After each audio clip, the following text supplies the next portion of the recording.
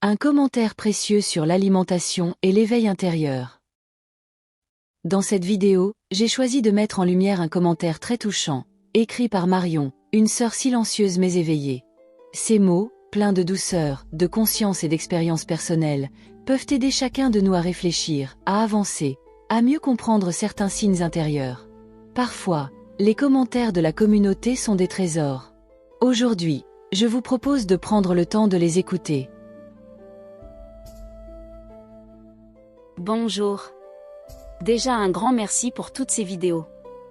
Étant de nature discrète, je commente assez peu sur YouTube, mais là, je me sentais vraiment de partager mon vécu en lien avec ce message, et aussi quelques petites astuces de choses que j'ai pu lire ici et là. Déjà, j'ai l'impression que cette vidéo tombe à point nommé dans mon cas, vu que je suis justement en pleine transition alimentaire. Ça prend le temps que ça prend, mais déjà, par rapport au début de cette année où j'étais plutôt flexitarienne, là je ne mange quasi plus de viande, et de moins en moins de poisson aussi. Mon but, à terme, serait d'arrêter la consommation de chair animale, mais aussi de devenir végétalienne. J'en suis pas encore là, mais j'y travaille. Je ne suis pas encore capable de voir ou d'entendre mon guide pour le moment, mais, le fait que cette vidéo tombe maintenant, suite à cette intuition que j'ai depuis un moment et qui me pousse à revoir mon alimentation, me semble un très bon signe. Aussi, il faut savoir que changer son alimentation ne dépend pas uniquement de notre bonne volonté. Bien sûr, c'est un bon point de départ, mais il faut aussi savoir composer avec son microbiote, qui lui aussi doit changer, et ça se fait progressivement. C'est la raison pour laquelle des changements brutaux de régime entraînent souvent des inconforts, voire des désordres digestifs, et qu'il peut être difficile de maintenir les nouvelles bonnes habitudes, tout simplement parce que le microbiote n'y est pas encore adapté. Donc il faut y aller progressivement. Ensuite, quelques trucs et astuces en vrac. Pour les sources végétales de protéines et de fer, les deux vont souvent ensemble, il y a bien sûr les légumineuses, lentilles, pois chiches, etc., que j'ai vu citer dans d'autres commentaires. Il y a aussi la spiruline et d'autres algues. On ne pense pas souvent aux algues, mais c'est également plein de bonnes choses, et notamment, ça contient de l'iode, indispensable pour le bon fonctionnement de la thyroïde, pour remplacer le poisson, par exemple.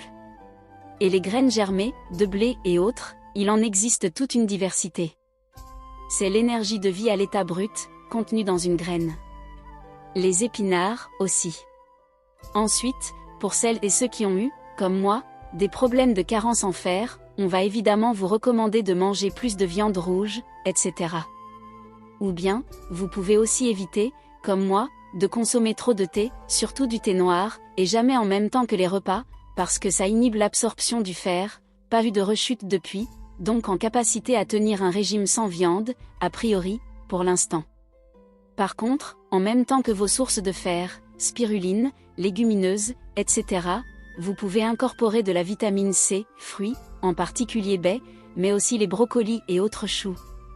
Aussi, faut savoir un truc pour les protéines, en fait, ce dont votre corps a besoin, ce sont des acides aminés, qui vont servir à construire vos propres protéines.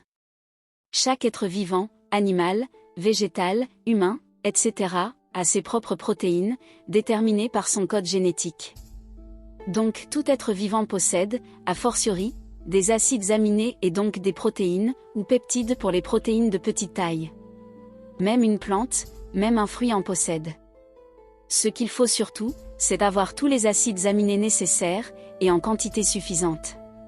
Sachant que les plantes contiennent plus de peptides, donc des protéines plus petites, que les grosses protéines hyper complexes contenues dans la viande. Ça veut dire que c'est plus simple à digérer aussi, ça demande moins d'énergie au corps.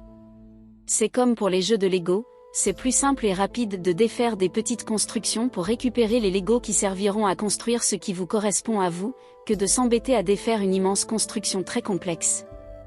Je ne sais pas si ma métaphore est très claire, mais normalement, avec les bonnes quantités et la diversité d'aliments végétaux, c'est ok. Il vaut mieux manger ces fruits et légumes crus le plus souvent possible, ou à la limite, pour les légumes, cuits très légèrement. Pour les fruits, je ne vois même pas l'intérêt de les cuire, sauf pour des préparations spéciales comme des confitures, par exemple. Pour finir, et personnellement, ça me motive à aller toujours plus vers le végétalisme. Selon certaines sources, les animaux d'élevage pourraient être vaccinés à coup d'injection ARN, comme pour les vaccins Covid. C'est déjà le cas pour les canards, dans les grands élevages. Il y a des risques que ça reste dans l'organisme des animaux et que ça passe dans celui du consommateur ensuite.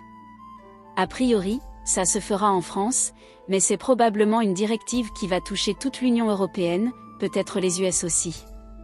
Après, je n'en sais pas plus, et je ne veux pas dire de bêtises non plus, mais vous faites ce que vous voulez de cette information. En tout cas, bonne chance et bon courage à toutes et tous. Accrochez-vous. Et gloire à Anki et aux déesses et dieux d'Orion. Et à vous aussi, et merci encore. Étincelle. Ah, et j'ai oublié aussi de parler des protéines de chanvre, qui sont une autre bonne source de protéines végétales. Perso, le chanvre, j'aime tellement ça que c'est devenu ma boisson végétale pour remplacer le lait animal. Et c'est aussi une très bonne source d'acides gras. Et les graines comme les graines de courge et de chia sont très intéressantes également.